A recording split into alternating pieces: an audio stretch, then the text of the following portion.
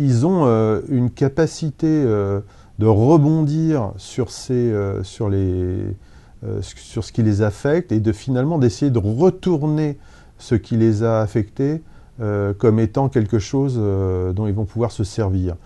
Dans beaucoup des mangas, d'ailleurs, le premier petit robot qu'on voit dans les mangas apparaître, c'est Astro Boy en français, hein, eh bien, c'est un petit garçon atomique.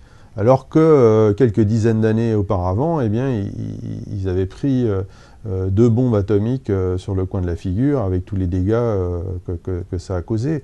Donc voilà, ils ont cette capacité à retourner la situation pour essayer de tirer parti. Donc cette crainte, et je pense pas qu'ils ont probablement des inquiétudes, mais ils n'ont pas cette crainte plus fondamentalement culturelle qu'on a.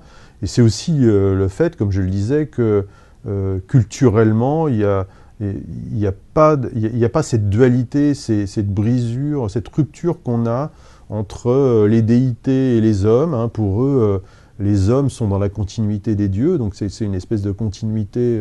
En ce qui concerne les robots, alors ils font bien sûr la différence entre les robots et les humains, mais on fait partie du même monde. Il n'y a pas cet antagoniste où d'un côté il y a les robots, c'est des machines, et puis d'un autre côté il y a les humains. On est dans un monde où il y a une certaine continuité.